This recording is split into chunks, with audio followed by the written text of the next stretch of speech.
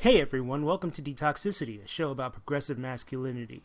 My name is Mike Joseph, and I thank you for listening. Hopefully you enjoy what you hear. If you do, I humbly ask that you leave us a rating or a comment on whichever platform you are using to listen. Additionally, feel free to subscribe and follow me on social media.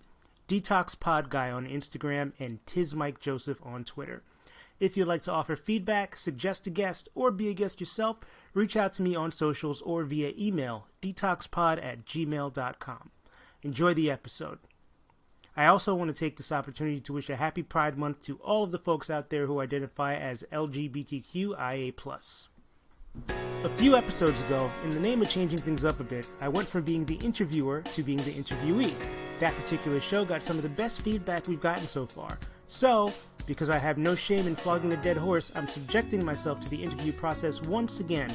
This time my interviewer is Dr. Mike Friedman, who was the guest on the very first episode of Detoxicity a bit over a year ago.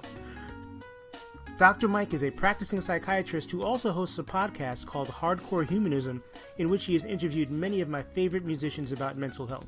We talk about how masculinity has been challenged over the years through athletics, and I discuss my own competitive nature and how I feel it's been both a blessing and a curse. We also go in depth about outsider syndrome and privilege and how folks go down the path of self-awareness or not. If you ever wanted to know what a therapy session of mine sounds like, only with the therapist being an actual friend of mine, here's me and Dr. Mike. Dude, how you been? I've been all right, man. It's been, as you know, an interesting 14, 15 months since you and I saw each other in person. Yes. For the last time. So I'm just kind of hanging in there trying to figure out what my post-COVID life is going to be. Ooh. Yeah. Are we gonna get? You want to get into that in the podcast? That's existential. I mean, we can talk about whatever you want to talk about. Like you are a seasoned interviewer, Dr. Mike. Exactly. but the thing, I guess, is for me, if you wanted to plant something in the heads of the listeners, what is the part of your story that you feel like it'll be a win if we get into? I think just kind of knowing about me and why I do this, like why this topic, why this podcast, this topic. We can talk about like concepts of masculinity and stuff like that. Yeah, I mean, masculinity, mental health, that all sort of ties in together anyway. So I think that would be a good topic, and we can just roll with that. Let's do it. Yeah. Let's get right to it. Yeah. What are your earliest recollections of the concept of manhood or masculinity? You started right off with a hard question. I don't really. Mike, when it comes to you and me, there's no reason. You don't need a warm up. There's no warm up necessary. We live on the edge, so That's we're right there all the time. That's a good question, man. I don't remember. I remember, there are boys and there are girls, and your granddad and your uncles, and those are boys, and they do boy things. They fix cars and they fix things around the house, and the girls kind of are nurturing, and they cook and clean and do that kind of stuff. And those are the gender roles that I remember from from early childhood. But I don't remember ever really getting, as a kid anyway, any like solid education on what masculinity was. I knew what it wasn't, but I don't know if I knew what it was. It's interesting, that concept of the absence of nurturing and then the absence of education on the topic. You're talking right there about the beginnings of toxic masculinity. Sure. Like, I think that if you asked a lot of guys, I don't know if everybody, and I hope that this trend hasn't continued, like our generation versus others, but I think that you would probably get a lot of similar responses where it's not necessarily not nurturing specifically, but there's this definitive understanding that the term nurturing and the term male don't go together. Yeah. I mean, for me, the messaging was a lot of don't be feminine more than be masculine. It was, you can't wear this, you can't do this, you can't, don't cry, don't. There was the not being sensitive, you know, just kind of like the toughen up, the be tough thing was pretty big. It's such an odd concept to me, just because one, there's such a wide acceptance of crying in certain situations.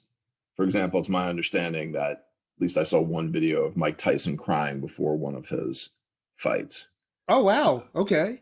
You know, Clark Gillies of the Islanders, who certainly, if you looked up stereotypical manly man in the dictionary, would qualify. You know, sort of the, you know, the enforcer, tough guy. You know, great player for the Islanders for all their Stanley Cups. Would throw up before, by his own admission, would throw up before playing the Bruins and having to fight Terry O'Reilly. And there's countless other examples. You know, you're allowed to cry if you lose a championship, things like that. And so there's all these places where you're in theory allowed to cry, and yet you're not allowed to cry. It's such an odd concept, because we watch all these supposed alpha males. I don't say supposed meaning I don't think they are, but these people who are labeled as alpha males crying as part of their process of getting to that point. And But yet then we turn around and say, but crying is bad. that, I think, is a generation following us almost, because I'm trying to remember like my early childhood, you know, through like the early 90s, and trying to think of public examples of men crying, and I'm drawing a blank. The first thing that I remember seeing, like in a really public forum and in a traditionally masculine sense, with two dudes, or with dudes kind of challenging that status quo, was when the Lakers and the Pistons were in the NBA finals, and Magic and Isaiah would kiss each other before the start of every game. And everybody was like, "Oh, well, if they're doing that, they must be having some kind of secret affair or like whatever." But that was the first time that I really saw traditional masculinity challenged in that way, in a public facing forum. And obviously, this is before social media and all that stuff. So it wasn't even really a huge discussion the way, excuse me, the way something like that would be if there was social media, or if there had been social media in 1988 or 89 or whenever the hell that was. So I don't even think it was common for people to, for athletes to cry after winning a championship, or, you know, when something really impactful happened to them in that sense. I think it was just like, dudes don't shed tears. Yeah, it's interesting that you're describing that, because I feel like I have a lot of those memories, but I think it's coming from the same place, because I very much wanted examples that justified the fact that I felt like crying sometimes, you know, and I always thought to myself, like, well, it always seemed okay when I saw it with other people, but never felt okay when I did it. That's And I interesting. think, yeah, and I think that even with some of the examples we're using, I think the implicit bargain, if you will, is if you do things that are manly enough, you get a pass on certain things. Huh. So if you're Isaiah and Magic, if you're Clark Gillies, if you're Mike Tyson, Mark Messier is kind of broken down, Eric Lindros is broken down, like all these, as they're accepting their glory. And I remember them very, very much, because I was always impressed with their ability to do that. I always saw it as a source of strength. In fact, the way that I explain it to people I work with is that there's like sort of toughness and being brave. And toughness is like how tough you are, is how likely is it that something will get to you. And so the tougher you are, the less likely something will get to you. But being brave is, once something gets to you, how strong are you with dealing with it? And to me, the crying, to a certain extent, always felt like it shifted into bravery, because you were watching in real time somebody who was willing to go there, to go into the intensity of their emotion, and wasn't sitting there, questioning themselves, certainly not questioning their man. I mean, maybe they were, but Yeah, I would actually almost challenge that, because how many times do you see, or have you seen in the past, men crying in public and then apologizing for it? I'm sorry. I didn't mean to get so emotional. No, please. That, Let's get in it. Yeah. Who's it? So you feel like people have cried and then apologized? That is it sounds familiar to me. I could just totally be making that up. I feel or projecting. Like... Exactly. No, but I mean, obviously getting to back to the root of the issue. I've never understood, again, vulnerability and openness is the key to strength. And I've often talked with people about how the very thing that creates the weakness is by creating an artificial target of saying, well, certain emotions are not okay. Right. It's like not having heart rate variability. One of the reasons why depression causes heart attacks, people think, is because it reduces heart rate variability. So your body is now not able to adjust to deal with whatever stress you have. Sure. And to me, limiting emotions is kind of like that. I don't really see any particular strength in saying like, well, you can't panic, you can't get depressed, you can't get angry, because what if the situation calls for that? Those are normal human emotions. It obviously, there are centuries and centuries of conditioning that tell men that it is not necessarily okay to exhibit those emotions, but those are natural fucking emotions. Like those are emotions I go through in a week. Like, in a day, right? Yes, in the same conversation. Yes, exactly. To repress those, or to try to inhibit those in some way, just feels contrary to life, to living. You can't live a full life unless you feel those emotions. Just to clarify, I usually go from panic to anger to depression. And I've really been working at the point where I can go through all three in 30 seconds. So like, anyone who can't cycle through them, like, in a short period of time, those are the ones that really have weakness. And I feel like I go from panic to anxiety and there's a variety of the emotions that can follow the anxiety. It depends on what the situation is that throws me into the panic. And the evidence that we have on the damage that avoidance and suppression does. I mean, there are people who basically think that all mental health issues are predicated on avoidance. That's the transdiagnostic, if you will, factor that binds all mental health issues. Exactly. I don't think I came up with it. It does sound cool though. Transdiagnostic, like the interpersonal circumplex. That was also a really cool. My God. I know. I got throwing dollar bills at you. My dissertation was on the interpersonal circumplex. I was like, yeah, that's right. I talk about that. So sounds like a sci-fi movie, doesn't it? one that I would watch. The interpersonal circumplex versus the transdiagnostic theory. Kong versus Godzilla. Oh gosh. Yeah, it's amazing because by definition, our entire view of masculinity is based on a model that if I had to say, well, like I would like to fuck you up emotionally.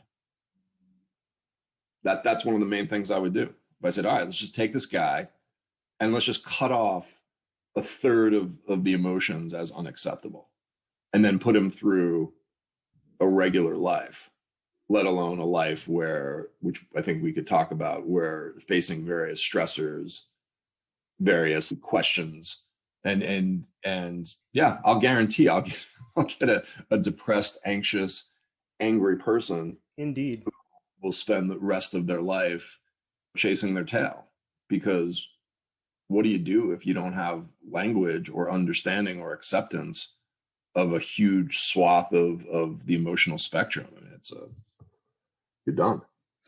It's crazy to me that we still have so far to go in terms of people understanding that theory and then normalizing it. It's crazy that here in 2021, we're probably still talking about, even, let's just say America. There is probably more than half of Americans who feel that the more toxic variant of masculinity is like the way it should be. You know what I'm saying? Yeah. And I just, the thing is that, to me, it's kind of how I talk to people about drug use to an extent, which is one of the reverse things that happens. And I think this happens in therapeutic settings, is there are some people who just aren't as wired to be in touch with that. Yeah. And that also, I think, is a little bit dangerous when people are made to feel less than, because it's like, doesn't this make you feel anything? Like, that was one of my favorite scenes in Dexter, actually, when going to the real wellspring of all, emotional well-being. was when Dokes had like him up against the wall and was just like put his hand on his shoulder and being like, doesn't that make you feel anything at all? And I remember being like, that's really not a cool thing to say to someone who's in the middle of grief. I mean, he was obviously trying to figure out whether or not he was, as it turns out, the Bay Harbor Butcher. But we that's Spoiler alert. Spoiler alert. Yes. Sorry about that for anyone who hasn't seen it. But it always strikes me, I think that's a part, that side is also problematic. But to me, I think it's similar, like when people say, like, they smoke pot, and it's like, is pot bad? And I think there's a lot of potential downside to pot, but the fundamental question is, how does it fit in your life? Does it fit as part of a functioning whole? So if you're somebody who, like, gets up in the morning and you're go, and you're working like 80 hours a week and you feel like you have a full life, and pot is something that helps you wind it down a little bit, and for whatever reason, it's not interfering with your motivation. So I don't know that I would recommend it, but the facts are the facts. I think that's the way I would look at intense negative emotion. It's like, so here's a video of Mike Tyson crying. Well, as far as I could tell, that was the same video that 10 minutes later he knocked somebody out in 30 seconds. It's like, so that's so that system, we contain works. Multitudes. Yeah, in that context, Clark Gillies, like, went on, he has many of these fights. He was able to go out there and defend his teammate, defend himself, and it's sort of like, so I think that I wish that when people were thinking about the concept of masculinity, they looked at it in the context of, well, what are the person's goals? Like, what are they trying to do in their life? And then say, okay, so is that helpful? And for some people it is, and some people it isn't, but it's got to be okay for it to be okay for some people, right? In order then for everybody to be able to function at their highest level. Right. I think that's well said. Okay for some people some of the time. You can exist on parallel axes, right? Like you can knock somebody the fuck out. I mean, not that I condone that unless it's in a professional boxing ring setting, and get upset and cry about things. Like, they're not mutually exclusive. In fact, one might facilitate the other. The other, yeah. Because if you're able to understand and let go, obviously I don't know what these people's specific process was, but I feel as though being able to understand and have a release of that emotion, I could very well see how that would be very adaptive for then being able to go into an athletic event, especially a stressful one, because you're not then carrying all that around. I can tie that to my childhood in some ways, not to turn this into a therapy session, because we're talking Mike here. And yes, if it sounds therapeutic, then so be it. Because I remember getting into fights, and the emotion that would lead me to hit somebody would be the same emotion that would lead me to like burst into tears. It's the same build up, the same swell of emotion. So there's actually not much difference between the two. It's the expulsion of this energy. And you think to yourself, how many potentially violent encounters would be avoided, taking it out of the athletic realm, if the idea of just go into a room and cry and then like come back out and be friends. Right. You know, it's not like the fight actually resolves anything. I think one thing that you could argue is that in the same way as in an athletic event, people are like, you know, really hurting each other, but then kind of come out sort of seemingly, you know, friends at the end to some degree. It's because you just shared in this really intense cathartic experience that, quite frankly, you're the only two people who really get it. Like, you were the only two people who were in that moment, who were Right. in that fight, who had all these people like maybe screaming around you, and you now have a bond that is very powerful, which is kind of an odd thing. But if you think of it from the perspective of what you just said, it's actually not that, because if two people just got together and they like just sort of cried together about whatever was bothering them, you might wonder whether or not there would be a similar kind of bond. It's like, wow, we just shared something that was kind of between us. You know, I don't know. That would violate a lot of norms of yes, yeah. Sure. I mean, I don't know how comfortable I would be having a crying session in a room with somebody, but I can think of dudes that I've gotten into fights with, and the fight's over, and then 3 days later, like, you're homeboys again, and it's this cycle of like a love-hate thing where it's like you hang out and then you have a disagreement and you thump each other, and then you're cool again like 3 days later. It's a very weird, but you're right. There's sort of like a primal catharsis in there somewhere. Yeah, it's interesting because, with a couple of exceptions, almost every violent incident I've ever had has been in the context of an athletic event.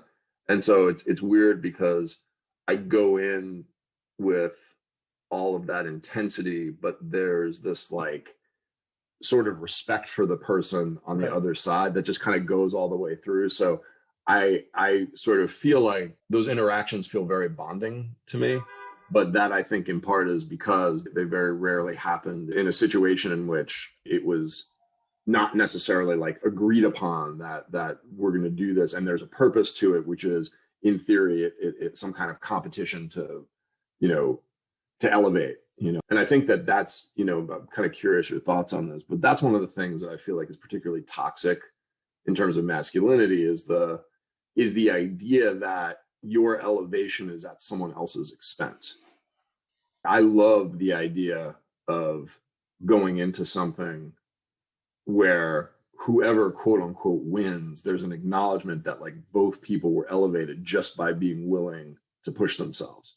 Right. But the idea that it's like, well, I won, you lost, you're a loser, has never really made sense to me, because I just always had such a profound respect for anyone who was willing to put themselves in that situation, especially at the risk of losing. I felt like that was like even a more brave thing. If I would see people who would go into either athletic things or even more violent confrontations outside of that, and they were willing to put themselves on the line, I was like, God. So like anyone would be like, oh, you lost. I'd be like, God, I feel like I lost by sitting on the sidelines. You know? See, this is why you're a psychologist and I'm just like a regular dude. Because one thing that I'm gonna contend that one. I'll let that slip for now, but we'll move back to that. One quality I have that, and I'm not sure if, and this can be a good quality sometimes and it can be a bad quality sometimes, is in a competitive structure, in a competitive arena, I feel the need to vanquish, like extinguish, exterminate. I am a kneel before Zod. I am a very competitive person, and I do not take losing well. That's so interesting. Yeah. If anyone who's ever played basketball against me knows this firsthand. Like, I am a sore fucking loser. Now, I'm very curious because just for full disclosure, I am exactly the opposite. To me, someone walking away feeling vanquished would be worse than me walking away having lost. Wow. I would feel badly seeing somebody feel badly at my expense. I mean, you know, maybe like a little bit, like in a fun game, like you play basketball, you're like trash talking for a little bit. But there's been a couple of times where I've like said stuff to people where I was like, whoa, that no. Like that crossed the line. And I still remember it 20 years later. But it's very interesting. So I am very, very curious about that because I would not have guessed that. When I tell this to people, most people that know me are just kind of like, that doesn't seem like you, but I turn into a different person in competitive situations. And even in like regular life, there's a part of me that looks at someone who does the same things I do, and I'm like, oh, I can do this better than them. Now, I internalize that, and I generally don't make that an obvious point of contention because I'm, a pretty self-aware, intelligent person. But that does come out in athletic situations, and when if I'm playing trivia or if I'm playing poker. I mean, that's a family thing. We've flipped over tables and all that kind of stuff before because I think we just as a whole are very competitive people. But there's a very male desire to win, and the one thing I will say is that for whatever reason I won't cheat to win, but I will, at all other costs, I will try to win. Yeah, trying to break that down in the light of day. What is so important about that? I wonder about that. I have, for some reason, little brother syndrome, which is weird because I'm the oldest of my siblings. I always feel the need to prove myself, and I very often feel like I'm not taken seriously for some reason or another.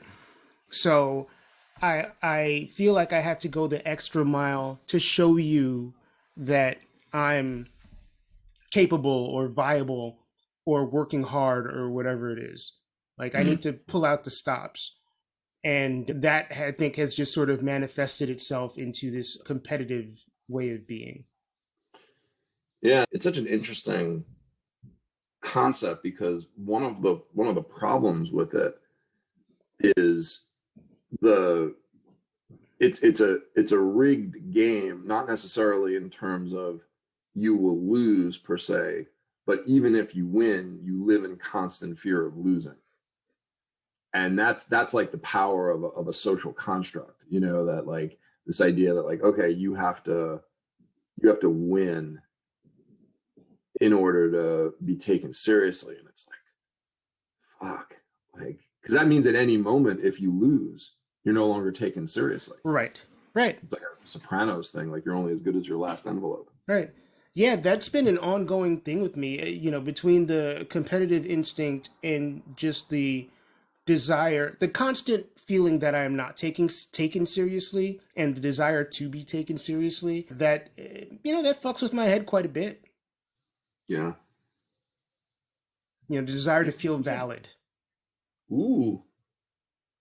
Let's talk about that one. Because it's interesting that you say that. Because I'll tell you an interesting thing related to that.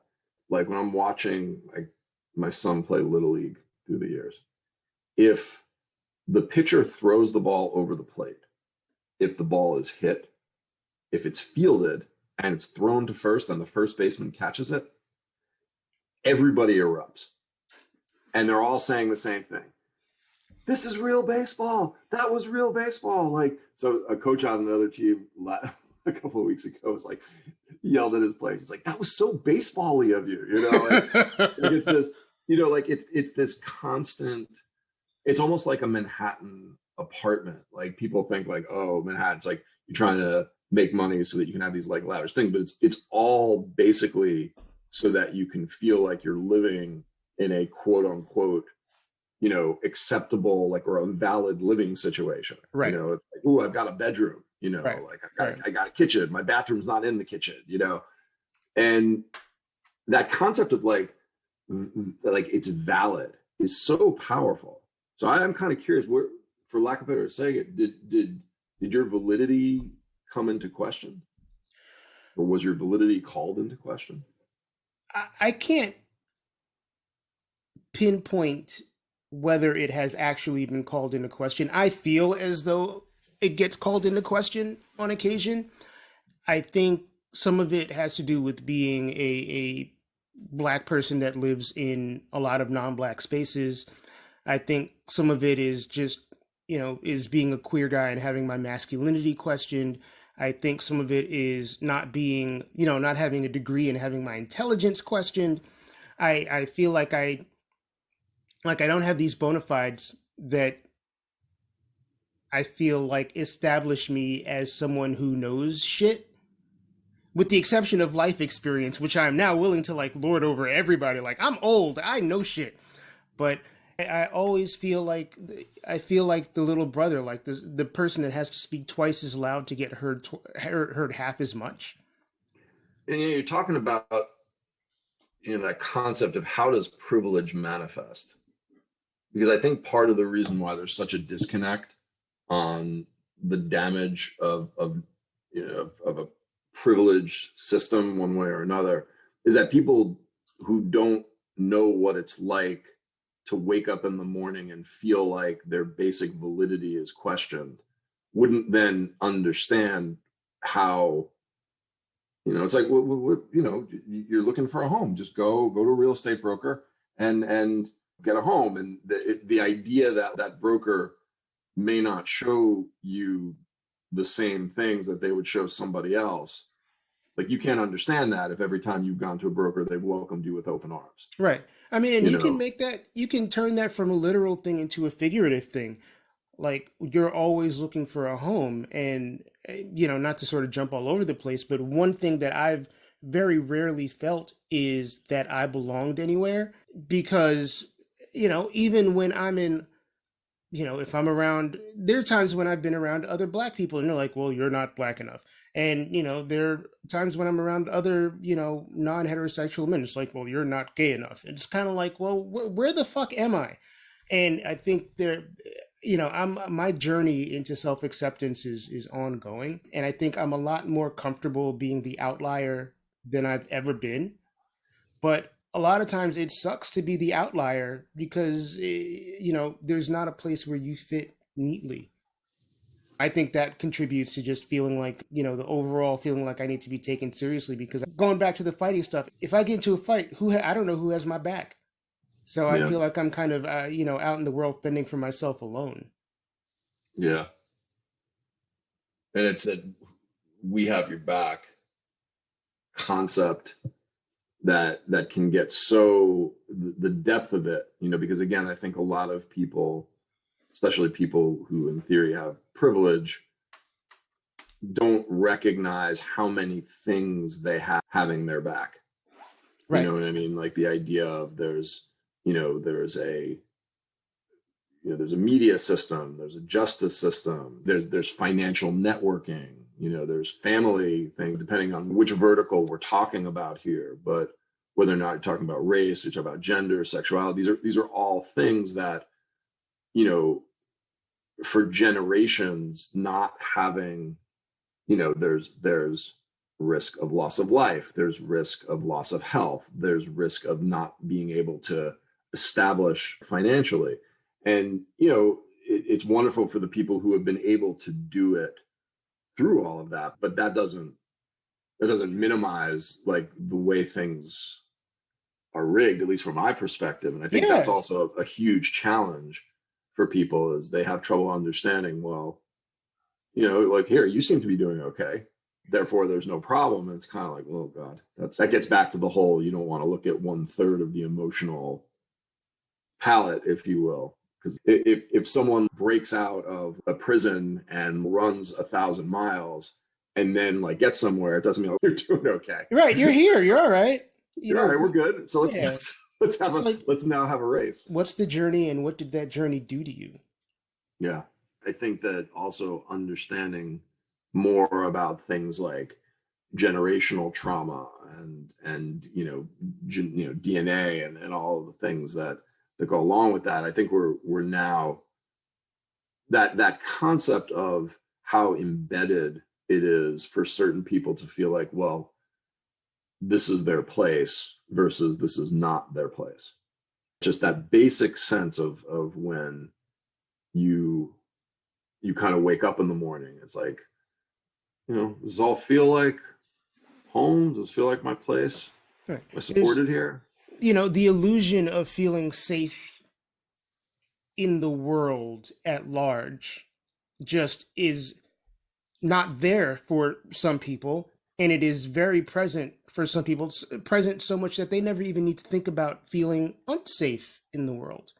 Whereas with a lot of people, there is the sense that the world is, you said the word rigging a little earlier, that the world is not in support of them, Yeah. for reasons that are not in their control. And the thing is, it doesn't even, let's like, push aside all of the studies we know of the objective disparities, right? Let's just for a moment, like, even though that in and of itself is the whole point, but let's just even say, let's take for a moment, like, that science, that base of science away.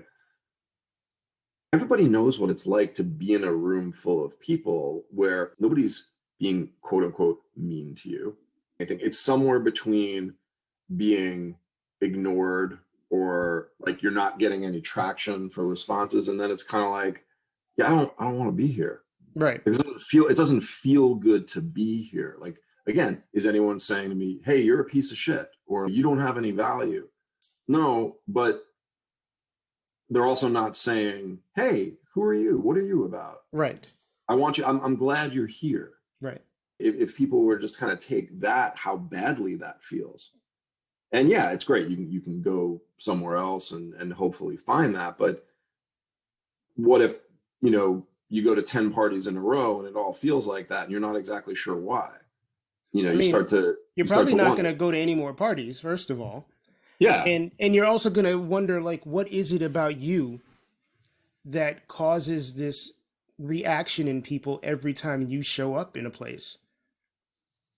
Yeah. And when it's unsaid and it's not something that you did, but something that you are, especially when it's then, not that it would be better if it was acknowledged, but to some degree, at least then you say, okay, at least I know what I'm dealing with here. Yeah, I would almost rather it that way. Like, if I pull up in front of a party and, the party, there's a sign on the party that says, like, black people go home, I'm gonna go home and do something else. That's fine. I know I'm not welcome. Whereas if I walk into a party or a meeting or something like that, and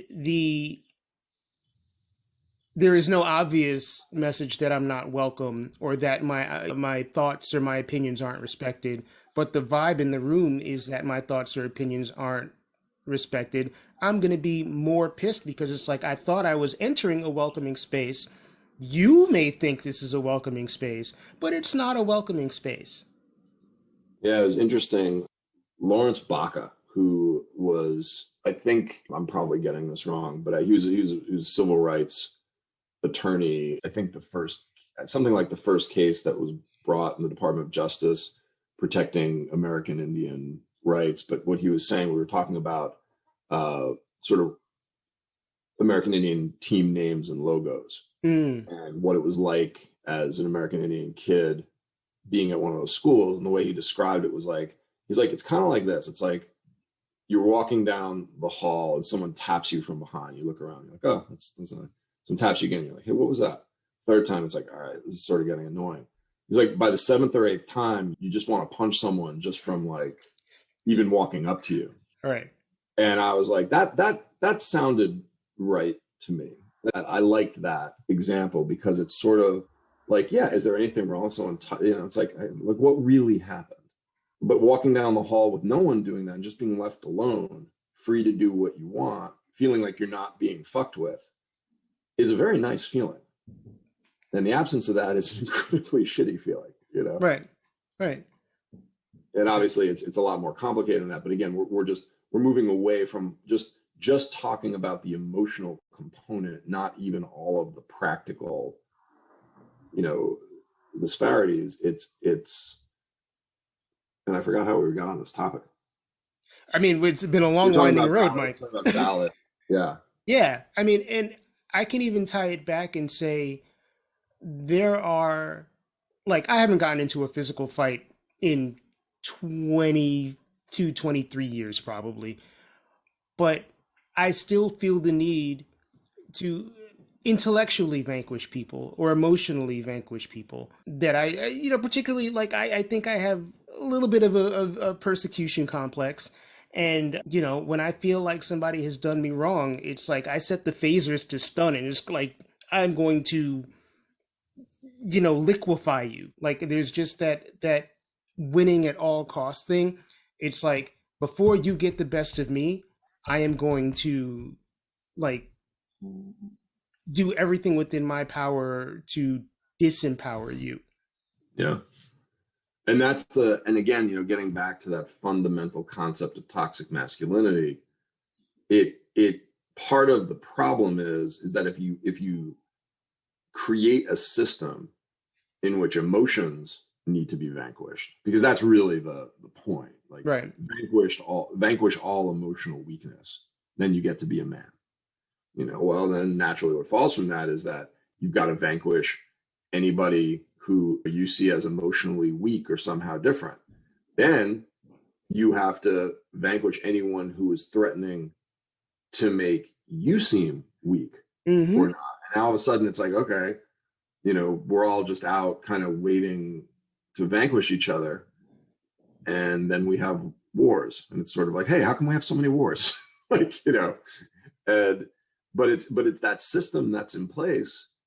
You don't ever get out of it. There's no win here. You know, even like these people we talked about, these great, you know, the greatest champions in history, the greatest military mites in history, there's a short shelf life, you know. I mean, and so it's like we got to come up with something better than this as a way of, you know, getting everybody like, you know, functioning at the highest level. Yeah, I mean, you can win a fight, you can win a war, you can win a basketball game or a chess match, you can win a game of poker. You can't win life. Like there's no winner, there's no W or L or T in the column after you die. We all have the same result eventually. So I think that having that competitive mindset and applying it to life is just maybe not the most healthy. And you know, I'm reflecting on myself, and even to that extent, there are times when I'm like, well, I'm doing life better than this person who's, you know, got their head in their ass or whatever. Like even that kind of turns into a competition a little bit, which makes me feel very uncomfortable. But you know, there really is no winning. To me, the only way you can lose at life is to not explore the fullness of yourself, like to leave shit on the table when you're transitioning out. Yeah, and that's the thing that really sucks, because it's like, you know, I say to people I work with all the time, it's like the problem is maybe if you're lucky, you'll know right when you're about to die whether or not you made the right decisions. But quite frankly, like you won't really know, because your decisions might reverberate throughout history. You know, you think about people who were artists who, you know, had no success, and then later on, you know, things are getting sold for millions of dollars. But the thing that you're talking about, this competitive thing, you know, one of the problems, and this, you know, part of this is toxic masculinity, but part of this is also there's a reality, which is that, you know, you don't really know how the movie is supposed to end. So you don't, but every movie, like take like The Pursuit of Happiness, right? Which is a great movie. I think we've talked about this before, but if we haven't, like, I really, really, not knowing him personally, have a lot of respect for Will Smith for not just riding his like natural superhero like charisma and like, you know, just going out there and just making like a series of, you know, probably what would be like $1 billion movies where he's like this amazing action hero. I would watch every one of them. It's like, right. And to make a movie like that with, you know, and he's kind of made a lot of them now. But one of the things that was just so striking about it was that, I don't know what the real story was, but I mean, this guy was not living his life the right way. Like he should not have been like running around with whatever that thing was that he was selling, you know, dropping. It's like he should have just been like, look, maybe it's time I get a less exciting, but, you know, kind of a little bit more of a steady paying job, right? In theory. And the very fact that he didn't do that for a long period of time is then what created the big success story. Right. And so it's that question for all of us. It's like you're saying, like, well, I don't feel like I should be proud. I don't feel like I should vanquish, but like, what if, 20 years from now, like, that I love the work that you do and respect the work that you do, but like, what if this issue in mental health is like not as, what if it gets vanquished a little bit because of what you did? Then the question is like, well, did you make the right choice by picking those battles and being super competitive about it? Do you look back and say like, well, I won, but I wish I hadn't spent my time it's like there's no way of knowing that. That is And the true. problem is like every movie that we watch involves people spending a significant amount of time doing something that in theory could be damaging to them, and yet they kind of keep at it and they eventually win. And it's like, how do you know how your story is supposed to end? Do you stick to your guns? Do you, quote unquote mellow out? I've never been able to really figure that out, quite frankly. I guess that's a question that we all have to answer individually. I mean, I didn't realize I had a voice until fairly recently, and now that I realize I have one, I intend to use it as much as I feel comfortable using it. But by the same token, I can't be mad at people who could have the same voice but don't use it because maybe they have other walks to walk. You know what I'm saying? Maybe they're, I'm not in anyone else's shoes. I'm only in Mike's shoes, and I can only do the things that feel right to Mike or feel practical to me, or whatever combination of that I'm cool with. But there is, for me, the sense that I, it's funny. Like when I turned 40, I was like, oh shit, this is kind of bonus time because I wasn't expecting to be here and expecting to be as not destitute as I was at that time. And it was like, okay, well, I spent so many years like waiting for this moment to come when I would be middle-aged and dead, or middle-aged and broke, or middle-aged and homeless, or whatever. And I'm middle-aged with a full-time job and an apartment, and the world also conspired to really make things like racial injustice and mental health become top of mind topics. And I was like, well, maybe I take my experiences and do something with it, with this time that, suddenly popped up for me.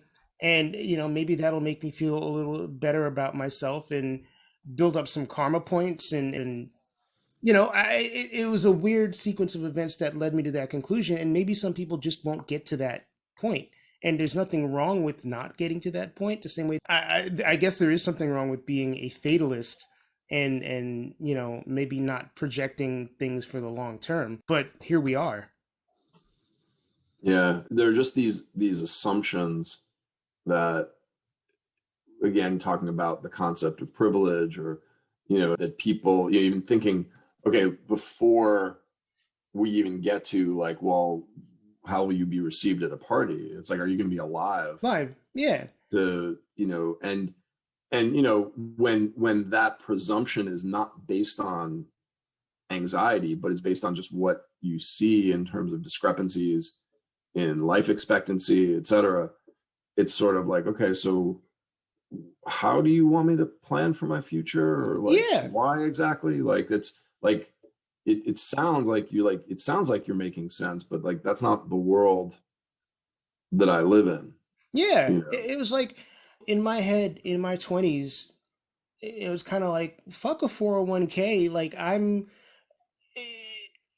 going to become a victim of the system in some way, whether it's, whether I get infected with HIV, or I get gay bashed somewhere, or a cop shoots me, or another person shoots me, or something like that. I didn't think there was a successful way to cross into middle age, Yeah. which I think if you're a straight white suburban guy or gal, there is the assumption like, oh yeah, I'll turn 40, I'll turn 45, I'm planning for my kids and my grandkids and that kind of thing. And that planning far ahead type thing just did not register with me at all. Yeah. It's so hard, I think, having come from that background. I remember the first time people would talk about what you're describing now and how kind of like mind-blowing it was, just because it just had never occurred to me. As an example, like I wish for the entire world to have the relationship with law enforcement that I've had. Like this morning I was out, or yesterday I was walking early in the morning. It was still kind of dark out. I'm wearing a hoodie. I walk by a cop car. I'm like, oh, good. Cop car's here. Like, hi, I'm Right. safe. Right. And the idea of what it would feel like to walk by, and even just for a moment, let alone for an extended period of time, feel as though this, like, something may happen here. Well, then you start looking backwards and you start saying, like, okay, well, like, so I'm not going to go out of my house in the morning. I'm not going to go out of my house when it's dark. I'm not going to wear a hood. I'm not. So what do I needed to kind of get out and like, and get some energy. Like, so what do I do with that? Yeah. What is that? What happens there? And the same thing with like the idea of not lit. It's just, there's so many degrees of not understanding that perspective that it, then you start to see like it can just become frustrating for people who've gone through it to be like, are you ever really gonna understand? Is anyone really gonna understand? And then the worst, all it requires is a little bit of empathy. I may have told this story to you before. When I used to run, I would run early in the morning because the streets were empty, and I liked running, as soon as I got up. And there's a big difference in it being 6 o'clock or 5:30 in the morning. You pass a police car and you wave or whatever it is. I pass a police car and I'm a black man jogging with like headphones in and my glasses are off so I can't see shit. And I'm like, if this motherfucker tells me to freeze or something like that, am I going to hear it? Am I going to see him? And what's going to happen as a result of this potential confrontation? And that's something that has to go through my mind every time I'm in this situation. Like, for everyone who sees a police car as a source of comfort, there's black or brown person, or a queer person who sees a police car as a sign of very obvious discomfort. Because it doesn't mean that something's going to happen to make them feel safe. It's something that's going to happen to make them feel unsafe or targeted or threatened. You know what I'm saying? yeah. It's as simple as empathizing with viewpoints, with experiences, empathizing with experiences that other people have. I think one of the things that's very tough, and you can tell me if I'm wrong about this, is that I also feel like there needs to be a healthy recognition of, however much you may try to empathize, you can't really truly understand that perspective unless you've lived it. If you saw The Dark Knight, Yes, yeah. where, here's another spoiler, where, what's the guy's name who's playing Robin? Oh God, I don't remember. That movie was so long ago.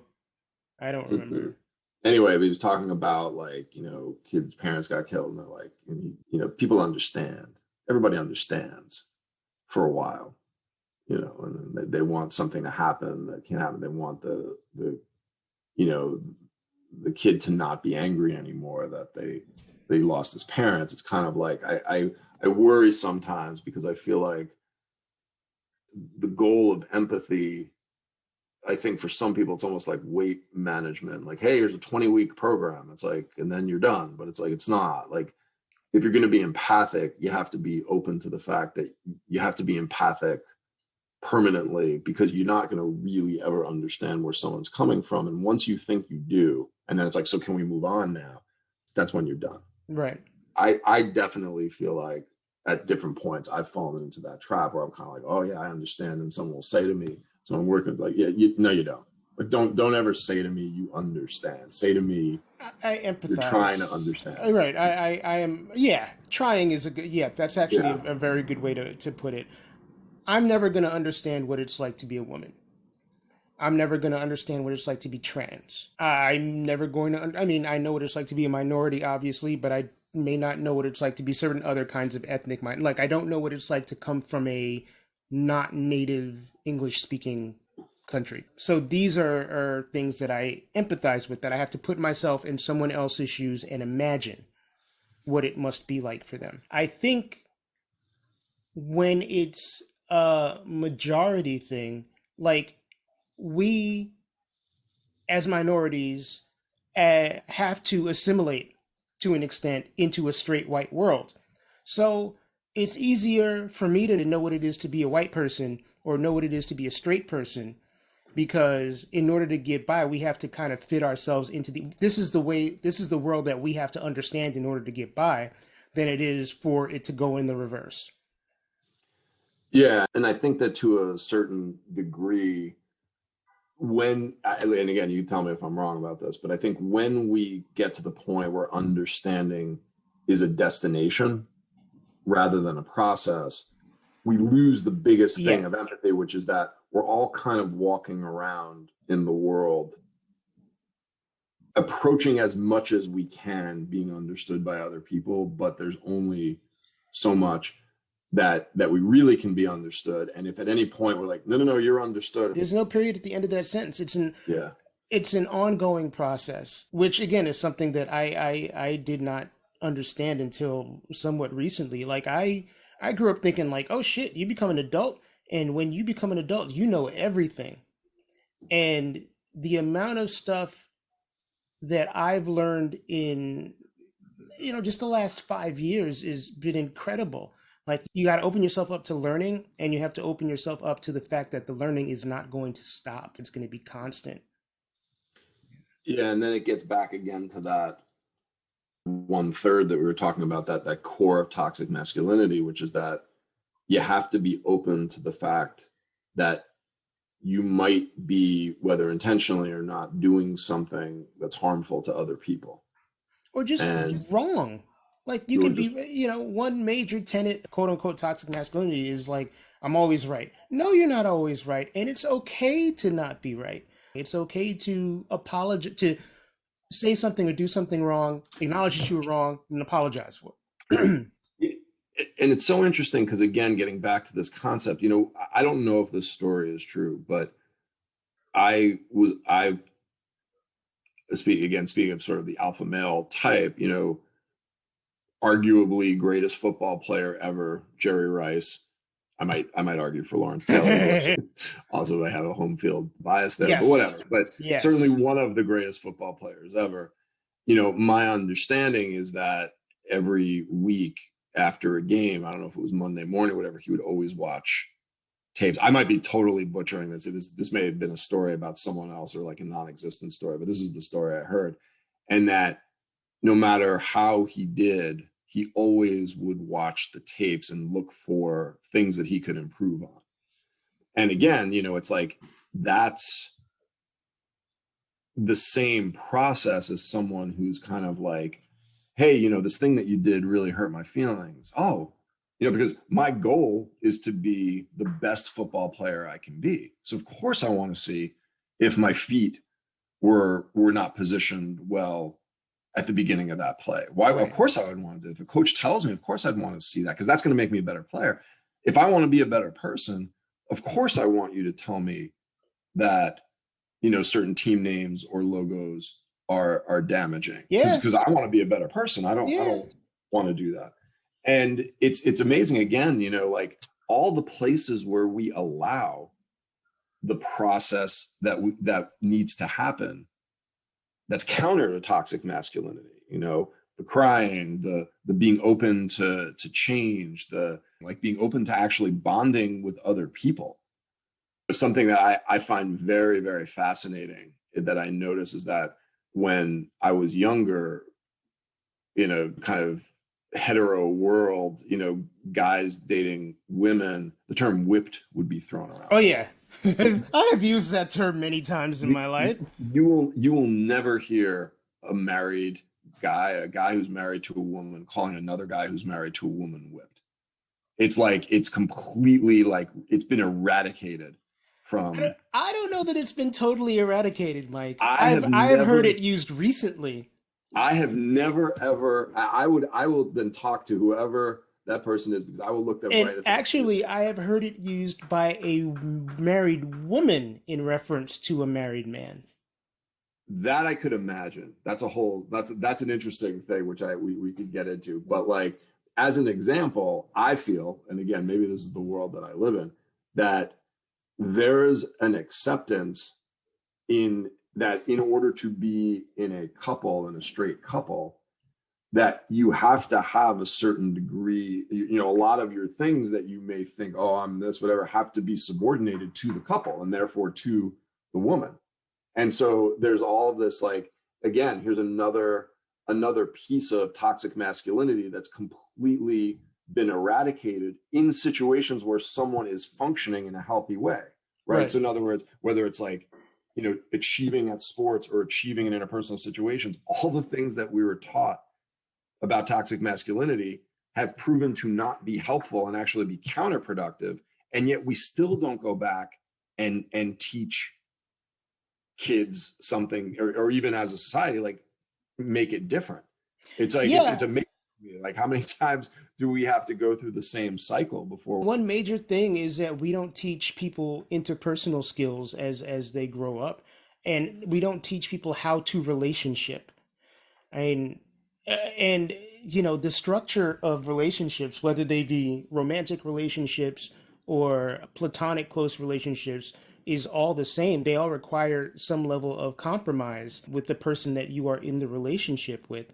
And whatever level of compromise is cool with the people that are involved in a relationship is cool. I think that there's still a frame of thought that, you know, there's still the man makes the decisions kind of very patriarchal relationship model that a lot of straight couples and even a lot of gay couples follow. And I got to get into one of those. I got to talk to my wife about it.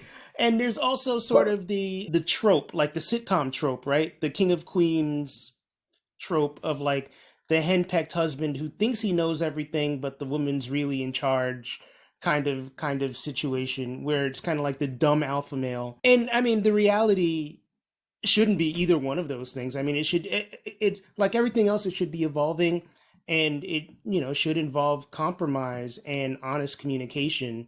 But it's also just this for guys who are in relationships with women. It's like, listen to her. Like, she's going to know how to make you better. You know, listen to not Beyonce. Necessarily. Not necessarily, right, but yeah. like, but the right person. Right. You know what I mean? Like, right. it's very much, I ascribe to the Beyonce upgrade model. Let's say you're right about it versus I'm right, but you get to the place by being open either way. Right. You know what I mean? Like, and it's like, you get to that place by just kind of asking yourself, it's like, what is my goal? Is my goal to be a better person? Is my goal to be a better partner?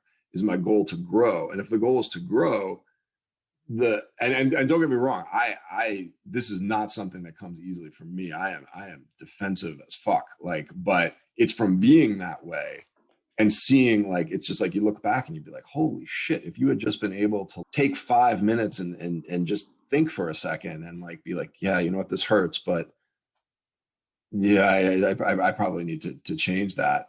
You avoid like so many problems. And I feel like, you know, like in my early 50s and I'm just barely getting it. And I kind of wish I had gone back and been like taking that Jerry Rice model from the beginning. I think I would have been a better person, you know?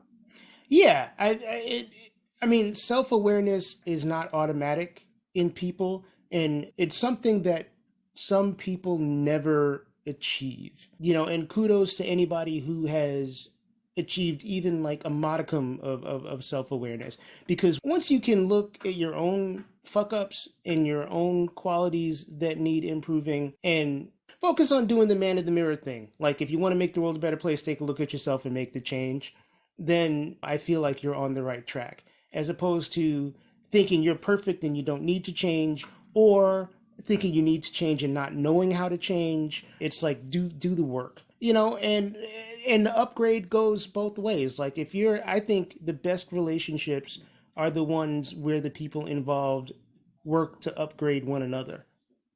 Not me. My wife was perfect when I met her. When you said that, I literally stopped in terror. I was like, I need improving, not my wife. I want to make that very clear. We all need improving.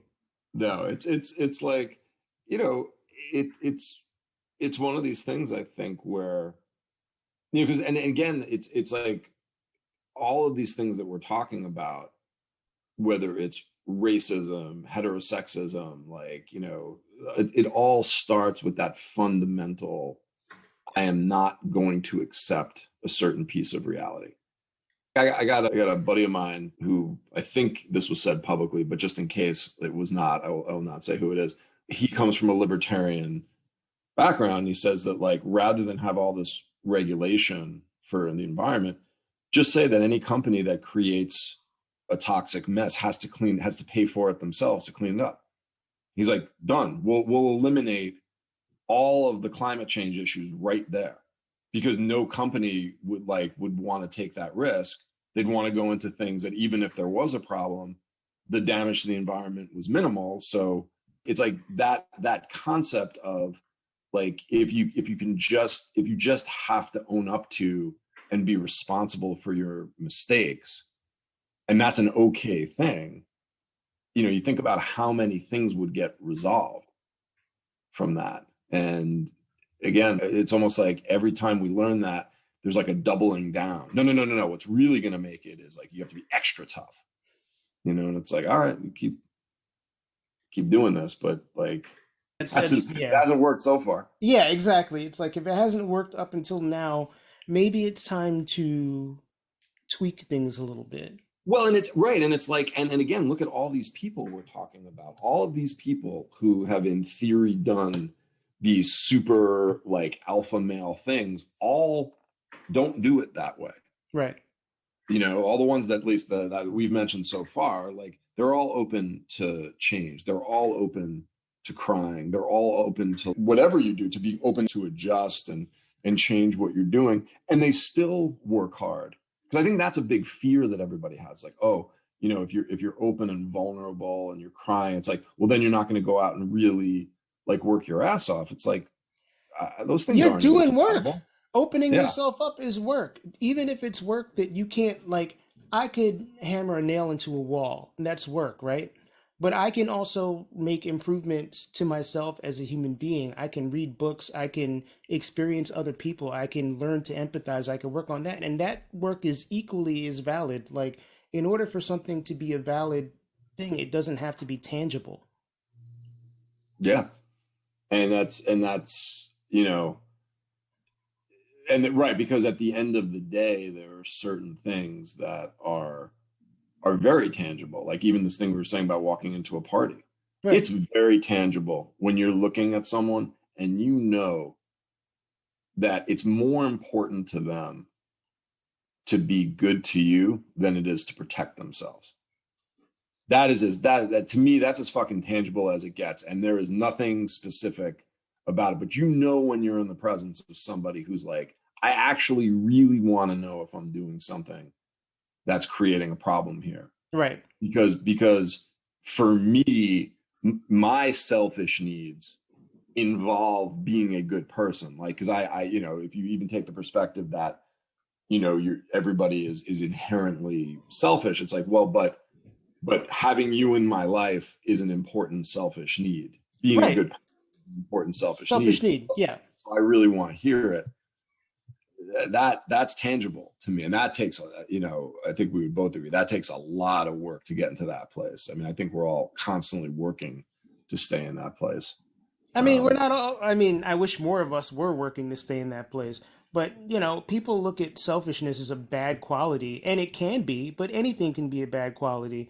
There is a lot of value in being selfish. Being selfish does not mean that you're a bad person.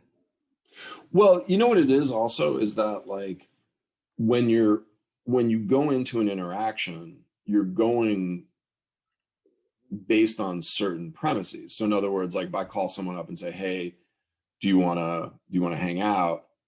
You know, it's sort of like, and they say yes, I'm doing it based on the assumption that they want to because they actually want to. And right. if they're not being selfish enough to consider that, then we're going into that interaction in a very different, from a very different place. And one place that it's not then very gratifying for me, because who wants to be, you know, hanging out with someone who feels like they're just doing it out of obligation. Yeah. Right. And so I agree, like, you know, like taking care of yourself emotionally, physically, spiritually is in theory very selfish, but you know, I don't want to be in a circumstance where, like, if I say, hey, like to you, like, let's go for a run, and you've got like a bad ankle, and you're like, oh, okay, I'll go for a run with a bad ankle because I don't care about my well-being, and then like, you know, like then we can't go running. I mean, that's not better for me.